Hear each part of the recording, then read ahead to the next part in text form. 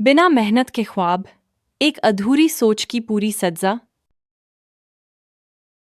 हिंदुस्तान के एक दूरदराज और पिछड़े गांव में नेमत नाम का एक व्यक्ति रहता था जो बाहर से मजबूत था, चौड़ा सीना, मजबूत हाथ, लेकिन अंदर से बहुत आलसी, बेकार और सपने देखने में माहिर था। उसका एक ही सपना था कि बिना मेहनत के जिंदगी गुजरे, रोटी मिले, इज्जत मिले, लोग उसकी तारीफ करें, लेकिन वह इसके लिए कभी ईमानदारी से काम ना करे। वह हर रोज सुबह देर से उठता, अपनी पत्नी सुगरी की बनाई हुई चाय पीता और सिर्फ एक बात कहता, आज कुछ करने का मन नहीं है, जिंदगी से थक गया हूं। सुगरी हर दिन चुपचाप सुनती, जवाब नहीं देती। उसका चेहरा हमेशा उदास रहता, आंखों में परेशानी थी, लेकिन मुझसे कभी शिकायत नहीं करती। उनका एक बेटा था समीर, जिसने अपने पिता का रंग पूरी तरह अपनाया था। ना स्कूल जाता था, ना काम करता था, दिन भर गलियों में घूमना, दोस्तों के साथ मोबाइल चलाना, झूठ बोलना, माँ से पैसे लेना और रात भर अपनी प्रेमिका शहला के सपने देखना उसकी आदत बन चुकी थी। नेमत ने कभी उसे टोका नहीं, कहता था, बचपन है, जीने दो, लेकिन उसे यह नहीं पता था कि वह बच्चा उसी तरह बर्बाद हो रहा था जैसे वह खुद था। गांव के लोग नेमत से उब चुके थे। लोग कहते थे, यह बाबू बेटा दोनों मुफ्त की रोटी खाते हैं। एक दिन नेमत ने फैसला किया कि वह शहर जाएगा, लेकिन नौकरी ढूंढने नहीं, कोई ऐसा तरीका खोजने चला जिससे मेहनत किए बिना पैसा मिल जाए। वह एक दूसरे गांव गया, हाथ पर पट्टी बांधी, थोड़ा खुद को चोट पहुंचाई, खून लगाया और चौक में जाकर भीख मांगने लगा। लोगों से कहता, हादसा हो गया, बच्चे भूखे हैं।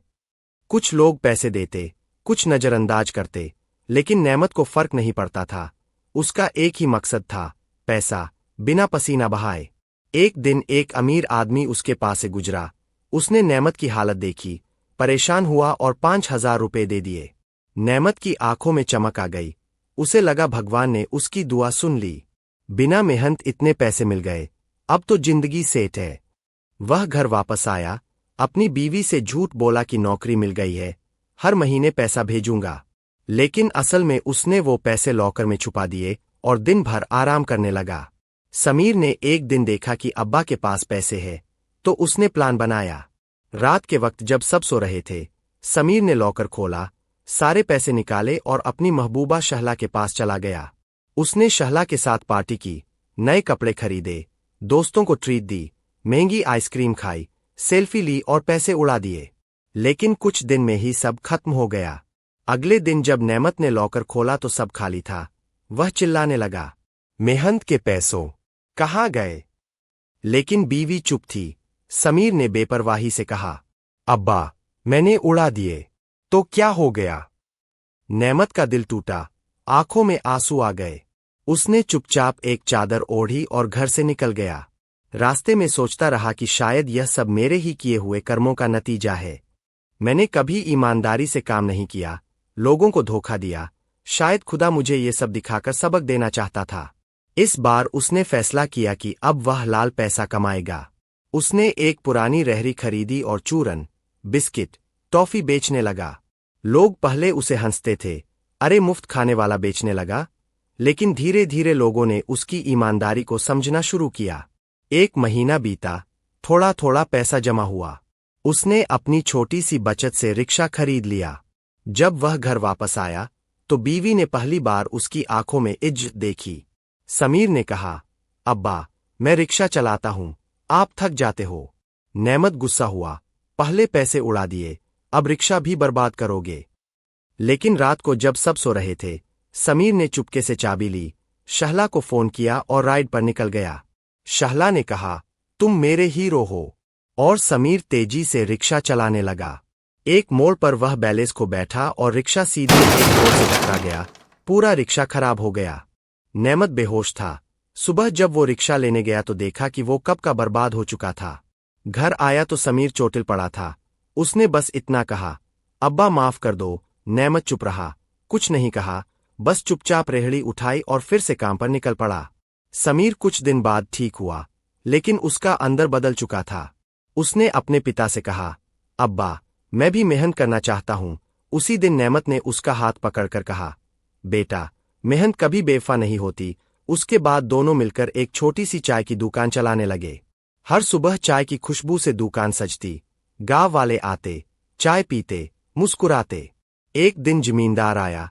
उसने समीर से चाय ली और कहा, अब पहचान गए तुम लोगों को, पहले वाले नहीं रहे।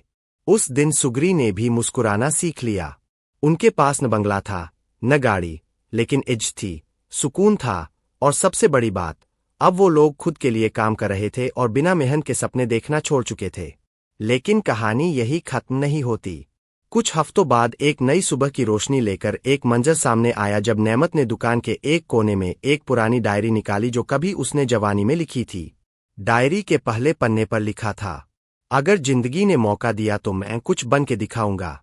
उसने डायरी समीर के हवाले की और कहा, इस बार तू लिखना, जो भी करना है अपने बल पर करना। समीर ने डायरी का दूसरा पन्ना खोला और लिखा, आज से हर दिन मेरी मेहनत का हिस्सा बनेगा। उस रात पहली बार समीर ने अपने हाथों में चाय की केतली उठाई और कहा, अब्बा, आज चाय मैं बनाऊंगा। नेमत ने देखा कि समीर के चेहरे पर नफरत नहीं, थकान नहीं, सिर्फ एक सुकून था, एक वफा थी उस रास्ते से जो कभी उसने छोड़ा था। रात को जब सब सो गए तो सुग्री ने चूल्हे के पास बैठकर दुआ मांगी, या अल्लाह, जो गलती मेरे शौहर ने की वही गलती मेरा बेटा न दोहराए। अगली सुबह जब दुकान खुली तो पहली बार समीर ने एक बुजुर्ग औरत को चाय सर्व की और बुजुर्ग ने मुस्कुराते हुए कहा, बेटा, अल्लाह तुम्हें बरकत दे, तुम्हारे हाथों में बरकत है। उसी वक्त समीर के दिल में एक अजीब गर्माहट थी जो न कभी शहला ने दी न दोस्तों ने। वो गर्माहट सिर्फ इज्जत और मेहनत के मिलने से होती है। कुछ दिनों बाद नेमत ने एक छोटी सी तख्ती बनाई जिस पर लिखा था, यहां सिर्फ हलाल की चाय मिलती है, और नीचे लिखा था, मुफ्त का ख्वाब देखने वालों से गुजारिश है कि जाग जाओ, वक्त निकल रहा है। गांव के लड़के जो पहले समीर के दोस्त थे, वे भी अब उसकी दुकान पर चाय पीने आते और कहते, समीर भाई, आप तो बदल गए। और समीर सिर्फ मुस्कुराता। एक दिन उसने दोस्ती से कहा, मैं बदला नहीं हूं, मैं सिर्फ पहचान गया हूं अपना असली चेहरा। कुछ महीने बाद उनके पास एक साइकिल खरीदने के लायक पैसे हो गए। नेमत ने समीर के लिए एक साइकिल ली और कहा, बेटा, यह तेरी मेहनत का इनाम है। समीर ने साइकिल पकड़ी, देखा और आंखों में आंसू लेकर कहा, अब्बा, यह मेरी जिंदगी का पहला असली तोहफा है।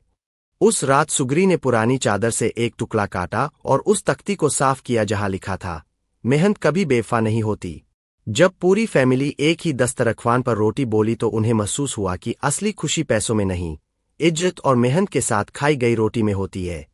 और उस दिन के बाद ना नेमत ने भीख मांगी, ना समीर ने चोरी करने की सोची, और ना सुग्री ने सुबह उठकर दुआ में सिर्फ आंसू दिए, क्योंकि अब उनके पास एक नया ख्वाब था। लेकिन इस बार वो ख्वाब मेहनत से जुड़ा था, और मेहनत कभी बेवफा नहीं होती।